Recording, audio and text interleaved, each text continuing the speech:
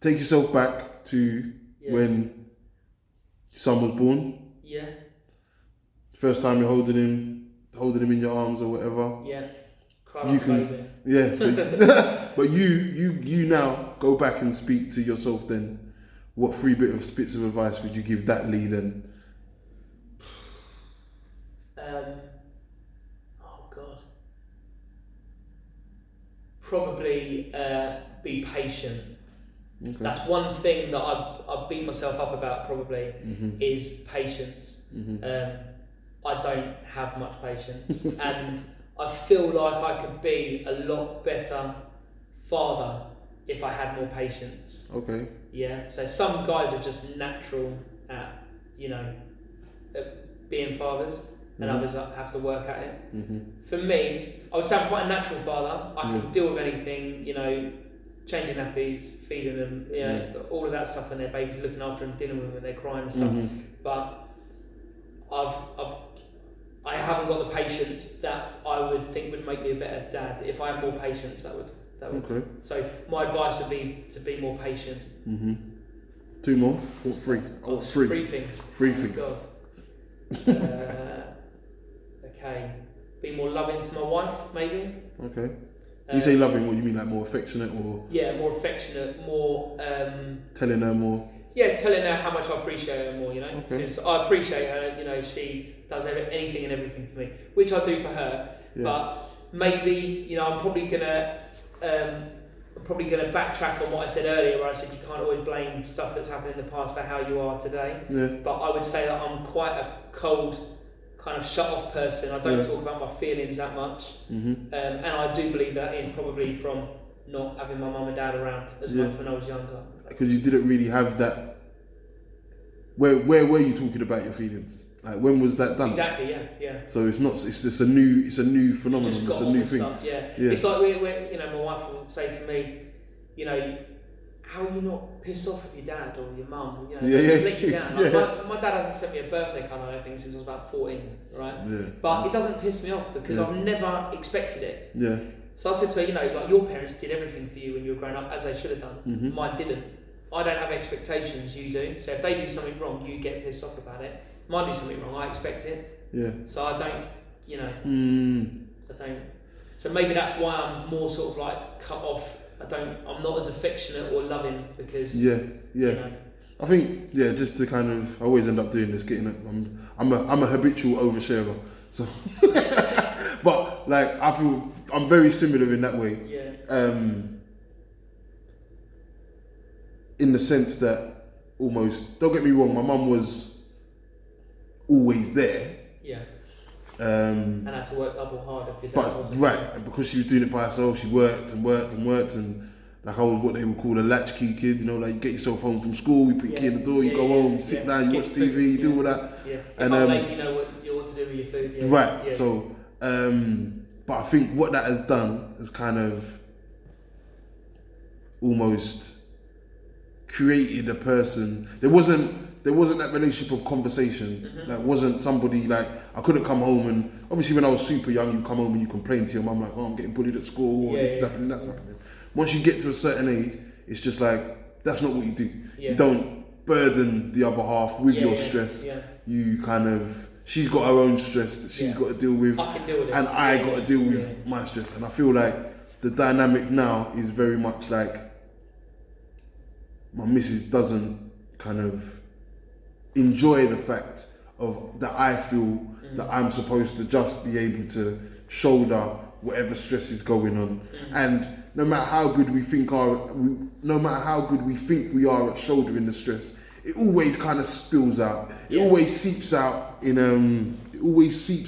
our kind of in a mood, or just being a bit sharper than we usually are, or that stress always just kind of ends up affecting them somehow anyway. Yeah. So, but I still find it almost impossible to kind of, I don't know, share your feelings. Yeah, share the feelings. Maybe and there's something I was talking to someone else about as well, is that maybe we don't even know how to kind of speak about. Do we even have the vocabulary to kind of articulate it? Do you know what I mean? Yeah. Could I even explain how stressed I am about X, Y, and Z. Yeah. In a way without making you fucking lose your shit. Yeah. Making you think the world's ending, because it's not ending. I'm just. Yeah. This is just how I feel. Yeah. I've dealt with it. Yeah. Do you know what I mean? It's so probably that'd probably be my third thing as well. So after being affectionate and loving to my wife, talk about my feelings more, I suppose. Because again, that makes things more difficult when, like you say, you're being like snappy about stuff, but you might not be if you could just talk about stuff. But again, like you say, have you got that vocabulary to even express how you feel? So, yeah, it's a hard one. It's an interesting one as well, because it's all a process. Yeah.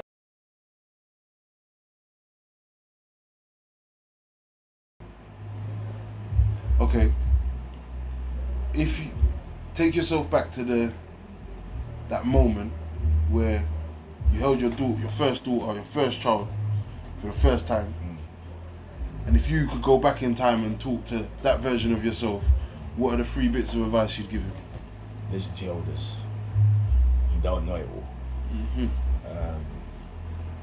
Focus on your loves. Focus on what you love doing. Okay. And invest in property. 3 good pieces of advice.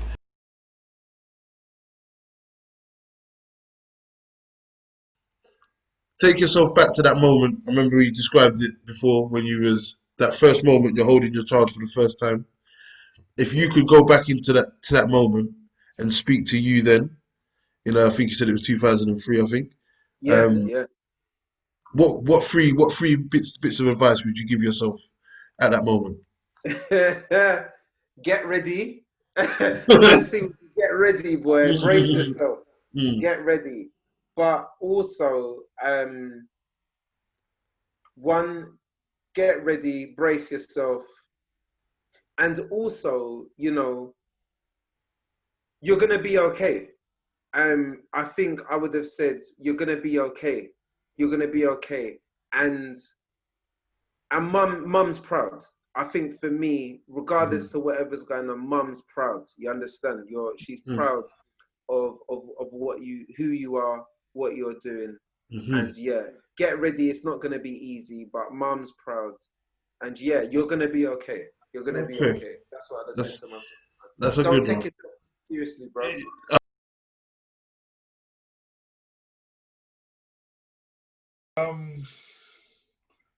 Because it was an emergency C-section, I was the first one to bathe my son. Right.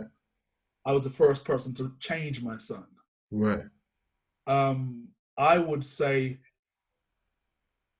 get a good camera, because it's a moment like none other. Yeah. Document it, man. It is an incredible moment. When you look at a life which you helped create.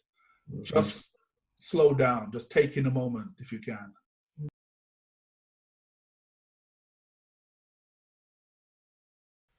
Three pieces of advice that you would have given yourself in that first, when your son, the first time you held your son, at that moment, not like what is that a moment to, how do you stop yourself tripping over the wires in the hospital room or whatever, but I mean like do you know what I mean? Like when you're that new as a parent, the 3 pieces of advice that if you could have been told now, 7 years in, what 3 pieces of advice would you have liked to have heard?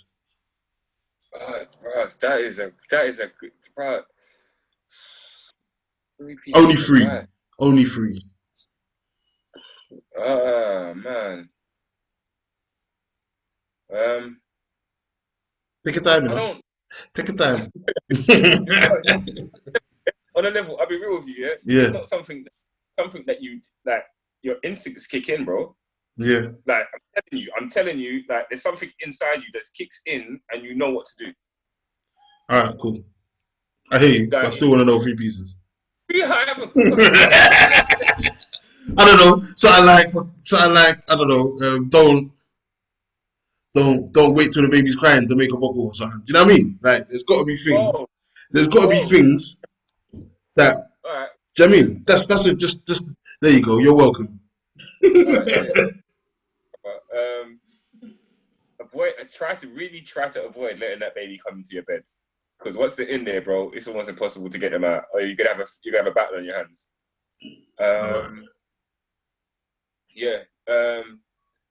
You know, when your baby's crying, most of the time they're either crying because they're tired, or they're hungry, or they've done a poo. Yeah. You know what I mean? Like that's most of the time that they're crying. Like, and you're if it's not one of those three things, then like it's more serious. But that's most of the time that they kind of that's one of the. So that's almost like don't get too pranged out. No. I feel like that's gonna be my biggest. That's gonna be my big. When my time comes, that's gonna be my biggest issue. Is man's gonna be pranged out. I'm gonna be leering over cribs and that, holding my finger under their nose and that. You know, like I'm gonna be pranged out. Oh, you know what? When my son was a week old, he forgot to breathe. I didn't know that sometimes children can forget to breathe. Okay, that's a nugget. Yeah, and it was a bit frightening. And they only told us when we went back to the hospital that children can forget to breathe. Okay, how long was you not breathing for? It was seconds, less than a minute. It wasn't long. But you noticed. It. Yeah. Mum noticed, and then they said, "Oh, they can forget to breathe." Blah blah blah. It would have been nice if they'd said that sooner. Yeah. That's one thing. I know. Oh, another thing. Children are master manipulators. Okay. They will work you out quicker than you work them out. They will know. They know who the soft parent is. They will know how to manipulate, and they will manipulate you if you can. Trust me. Okay. Trust me. Yeah. So I know you asked for 3. I probably gave you 4 after I thought about it. Yeah, you did, but it's all right. It's all right. It's no problem. I'll put. I'm reading more stuff. I don't know how helpful that is, but that's very helpful. That's very helpful. Remember, I'm coming from a place of knowing diddly. What I will say is, bro, when that baby's born, bro, you will know what you're doing. Like you will know. Do you know what I mean? Like as soon as that baby comes out and you hold that baby for the first time, bro, it's like you've done it for the rest of your life. And then, I'm telling you, it's not interesting. You will definitely get it straight off the bat, my brother. Yeah, I appreciate that, man. You thanks and hope, say, you know? Yeah. All of that good stuff.